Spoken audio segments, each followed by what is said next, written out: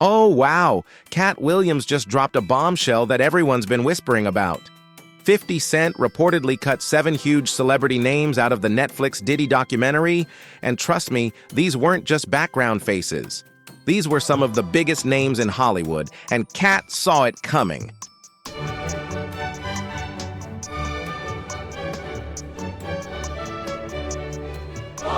Gotta go to work tomorrow. No after parties. That's where shit gets slippery at them goddamn after parties. We believed in ourselves. We had to do certain things to get to a certain place. And I mean ethical things, not baby oil things, not crazy things. Receipts. Let's start with your mother, nigga. Your mother got the receipts, nigga. Everything is in your mother's name. I don't wanna be no goon, nigga. I don't wanna be dead. I don't wanna be in jail. I want 100 fucking million. Bro, I just had no idea what was to come. I just want to be a regular kid. Yeah. I had no idea that this life would take me by storm. Nobody never gave me shit. I'm gonna tell you just like this, nobody never gave me shit, man. I love you, boy. Yeah, man. That's my brother right here from day one. We used to wake up. Usher is in the house. OG, OG. Yo, man, y'all keeping it funky up there, man. That's my little brother right there. Now the truth spilling out for the world to see. Here's the deal. Katt Williams has officially stepped into the Netflix Diddy doc chaos, and he's not biting his tongue one bit. He's calling out 50 Cent for protecting certain people and blocking the real heavy hitters from making it into the final version. Remember when Katt went on Club Shay and said, "All lies will be exposed"? Yeah, turns out he was talking about this exact drama. In this story, we're breaking down everything. The 7 names that got completely erased from the documentary, and straight from Katt Williams' own mouth, why they were protected. He knew the truth before anyone else saw it coming. The wildest part? The connections between these stars and Diddy are the kind Netflix clearly didn't want viewers digging into. And wait for it. People allegedly tried to bribe 50 Cent to cut those controversial names from the project. But Katt already knew those names would never see the light of day. Whether it's the secret recordings or the Netflix version, it looks like some people in the industry are just too powerful to be touched. Before we dive in, let's make one thing clear. We're not talking about the obvious names like Jay-Z or Beyonce. Everyone already knows about their stories. What we're digging into goes way deeper than that. It all kicked off back in 2024 when Katt Williams appeared on Club Shay and basically predicted Diddy's entire fall from grace. Katt didn't hold back. He said, "Diddy likes to party and you gotta tell him no." Then he warned everyone that all lies would come to light in 2024. And here we are watching it unfold exactly how he said it would. Katt even called out TD Jakes, Diddy, and a list of other high-profile figures saying, "The ones who got a problem with the truth know exactly why they got a problem with it." That wasn't just talk. It was a warning shot, and now it's echoing loud and clear. Fast forward to today, and 50 Cent's behind the camera as the producer of Diddy, The Reckoning, the Netflix doc that's shaking the entire industry. The film features never-before-seen clips of Diddy right before his arrest, showing behind-the-scenes moments, lawyer meetings, and serious accusations that no one saw coming. Of course, Diddy's legal team went off. They reportedly fired off cease and desist letters to Netflix, claiming that the footage was stolen and never approved for release. They slammed it as a shameful hit piece, but Netflix didn't flinch. They dropped the doc anyway. And here's the shocking part. Reports say Diddy was sentenced to 4 years in prison on solicitation charges after dodging the bigger RICO case. What a twist! But hold up. This story is nowhere near finished. Things are getting way messier. Reports say there are over 150 lawsuits lined up against Diddy, and some of them are extremely serious. Investigators have confirmed that more charges could still be coming, meaning this situation is far from wrapped up. The feds aren't done digging yet, and that's the scariest part. It goes even deeper. Prosecutors working on Diddy's case are now said to be coordinating with the team that once handled Tupac's case. Yeah, that case. That right there shows how deep and wide this investigation really runs. And get this. There are claims floating around about leaked tapes that could expose multiple celebrities caught in situations they definitely don't want the world to see. Now here's where it gets wild. Katt Williams recently cracked a joke that fans say confirmed everything. It wasn't just comedy, it was him doubling down on what he's been saying for months. He clearly knows more than he's letting on. Who was involved, who got shielded, and who's still hiding behind the scenes. So let's talk about the names that didn't make it into the Netflix doc. First up, Snoop Dogg. Surprised? Don't be. Katt claims Snoop has long-standing ties with Diddy going back decades. From wild parties to music collabs to shared business moves, their connection runs way deeper than people think. They've been moving in the same circles for years. But here's the real question.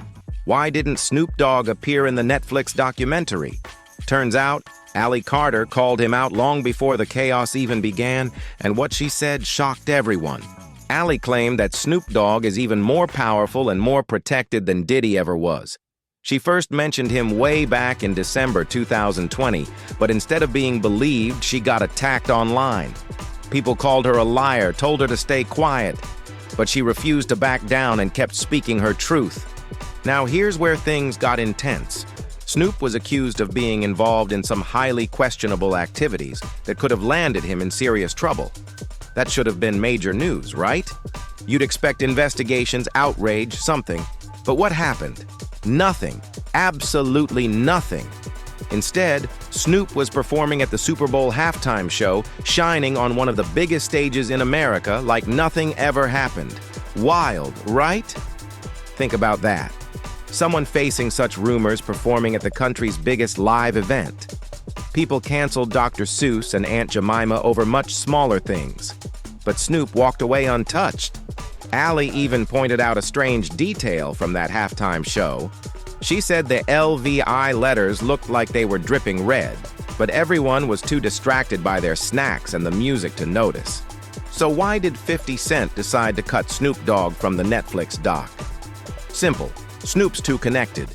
He's too powerful, too protected, and if 50 had tried to expose him, that documentary probably never would have made it to Netflix at all. Some people in hip-hop are just untouchable, and Snoop Dogg is definitely one of them. And next up, Kevin Hart. Now his situation's totally different, because he's been speaking on the Diddy drama too, but in a super careful, strategic way.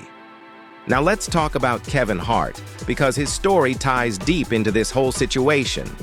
Back in the day, Kevin used to show up at Sean Diddy Combs' famous Puffy Flavor camps. And if you've ever heard about those events, let's just say they were wild. Kevin was right there in the inner circle during that time. And there's even some viral Frosted Flakes footage floating around that suggests Kevin knew exactly what was going on behind the scenes. But here's where things get spicy. Kevin recently hosted the BET Awards, and his jokes hit way harder than people realized. During his monologue, Kevin made a few slick comments about Diddy, saying something like, "After parties are where things get slippery." Then he added, "We learning a lot about people, ain't we? God is good all the time." At first, it sounded like typical Kevin Hart comedy, funny, light, and quick. But if you really listen, it feels like Kevin was sending a message. He didn't just skip the after party. He actually scheduled the BET Awards on a Monday, making sure everyone had work the next day. No late-night events, no private parties, no excuses. That wasn't a coincidence. That was intentional. But wait, there's more. Orlando Brown jumped into the mix too. And yeah, we all know Orlando says some out there stuff, but this time he made a claim that turned heads. He said Kevin Hart allegedly accepted a massive $50 million deal that completely changed how he moved in the industry. Whether you believe that or not, the timing of his comments had everyone online talking and wondering if Kevin's jokes were actually low-key confessions. Here's what's crystal clear. Kevin Hart knows way too much about the darker side of the entertainment world. He's been around it, seen it, and probably been part of moments most people couldn't even imagine. But at this stage of his career, he's way too powerful and successful to get dragged into that chaos. That's why insiders say 50 Cent cut him from the Netflix documentary, not out of hate, but protection. Keeping Kevin's name out of it protects the entire comedy scene, and 50 wasn't about to open that dangerous can of worms. Now, let's move on to Mai. And this one's frustrating, because Mai was once one of Diddy's closest allies during the legendary Bad Boy Records era. Mai wasn't some background figure. He was right in the middle of the action. The parties, the business deals, the studio sessions, all of it. If anyone knows what really went down, it's Mai. But here's the strange part. Mai has gone completely silent. It took Make 10 long years to finally get out of his contract with Diddy, and even after that, he refuses to say anything negative about him. There's a clip from V103 Radio, where Diddy showed up with Mae and his group Dirty Money, and the whole vibe was just awkward. Diddy said live on air, "Mas is free to work and do whatever he wants now." But Ma's reaction said it all. He looked nervous, surprised, and almost too thankful. It felt like Diddy still had a grip on him somehow. Mate even admitted, "It took me 10 years to get this paperwork right here," while holding the documents that finally gave him his publishing rights back. Then he tried to play it off with a joke. "I'm just glad Puff's doing something good for once." But deep down, you could tell, he was shocked. Think about that. A man who spent decades making hits with Diddy was stunned that he finally got treated fairly. That alone speaks volumes. That right there tells you everything. So why did 50 Cent remove Made from the Netflix documentary? Simple. Mae is either too nervous to speak up or still under Diddy's influence somehow. His silence feels strange, almost calculated. He knows a lot but refuses to say a word. Including him in the film would have opened up way too many questions, like why he won't talk, or what kind of hold Diddy might still have over him. So 50 made the smart move, leaving Moshi out completely. Now let's get into Meek Mill, and honestly, this one's messy. Meek has been part of the elite entertainment circle for years, often spotted alongside Diddy and other big names in the game. Rumors have surrounded him for a while, but nothing ever stuck, at least not until recently. Then Orlando Brown jumped in again with another shocking statement that had the internet buzzing. And while his wording was wild, he's been calling out people for years, and sometimes he's hit surprisingly close to the truth. Meek's name started popping up more and more in these industry conversations, and soon after, things took a strange turn. An audio recording allegedly featuring Meek Mill leaked online, and fans claimed the other voice in that clip sounded just like Diddy. Then Jaguar Wright, who's known for exposing behind-the-scenes industry secrets, said she was sure it was him. The recording was reportedly explicit and career-threatening, and it spread like wildfire across social media before it mysteriously disappeared. That's when 50 Cent decided not to take the risk. Since the audio was never verified, using it in the documentary could have meant massive legal trouble for everyone involved. And let's not forget, Meek Mill is still active, powerful, and well-connected in the industry. Bringing that kind of heat into the documentary could have caused serious backlash for 50 and Netflix both. So once again, 50 played it safe, removing Meek Mill from the final cut, even though his name keeps circling back to the same network of people tied to Diddy's controversies. He's got lawyers, he's got money, and let's be real, Meek Mill could have sued Netflix into oblivion if they included that unverified audio. So, 50 Cent made the smart business call, skip the drama, and avoid a legal nightmare that could have taken everyone down. Now let's talk about Justin Bieber. And this story's different because Justin isn't part of the problem. He's one of the people who got hurt by it all. Back when he was just starting out, Justin spent time living with Diddy, and there are old clips of Diddy publicly saying he had custody of Justin for 48 hours. In those videos, you can clearly see young Justin looking uneasy, like he wasn't comfortable with what was happening around him. So, why isn't Justin Bieber in the documentary? Because 50 Cent made the compassionate choice to protect him. Recently, paparazzi caught Justin on camera and asked him about the Diddy doc, and his response broke people's hearts. Justin said, "Don't ask me about that man ever. Some things I've moved on from for my own peace." Then he added, "I was a kid. I didn't know anything. I don't ever want to talk about that again." You could hear the pain in his voice. It wasn't just an interview moment, it was genuine emotion. Justin Bieber was young and didn't understand what he was stepping into. He didn't have control back then. He was just a kid trying to make it in music. That's why 50 Cent left him out. Including him would have meant diving into some very dark territory that even Netflix didn't want to touch. He doesn't need the world reliving his pain just for clicks and views. 50 Cent understood that and made the respectful call, recognizing Justin Bieber as someone who suffered, not someone who should be exposed again. And honestly, that was probably the most human, decent move 50 could have made. Now let's talk about Usher, and his story is heartbreaking. Before Justin Bieber, before any of the others, there was Usher. He was the original young artist who lived with Diddy back in the day during what they called the Puff Flavor Camp. This was the early version of that whole scene, the setup that came before everything we heard about later. Usher was the prototype, the first rising star who went through Diddy's mentorship program. Over the years, Usher has dropped subtle hints about what he saw, things that clearly changed him. He said there were moments he could never forget, and some that shaped how he views the entire industry today. And get this, later on, it was actually Usher who introduced Justin Bieber to Diddy, a move he probably regrets every single day. So why did 50 Cent cut Usher from the documentary? The same reason he left Justin out, because Usher wasn't part of the wrongdoing. He was another young artist caught up in the system. Katt Williams even warned about this, saying, "They take talented kids and put them through things that break them." According to people close to the project, the Usher segment was just too heavy for television, even for a documentary built around Diddy's scandals. What allegedly happened to him was simply too disturbing to show.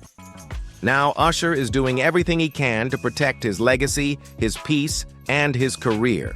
And rightfully so. He's an R&B icon, and his story deserves empathy, not exploitation. He's a father now with a family and kids of his own. And dragging Usher back into that darkness would have torn him apart all over again. 50 Cent made the compassionate choice to leave him out, and that was absolutely the right move. Now we're getting to the big one.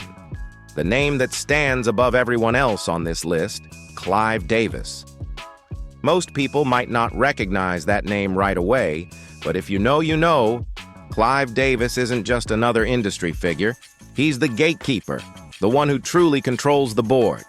According to insiders, Diddy doesn't make a major move without Clive's approval. Nothing happens in that world unless Clive Davis gives the green light first. This man discovered and shaped the careers of icons like Whitney Houston, Alicia Keys, and a long list of other superstars.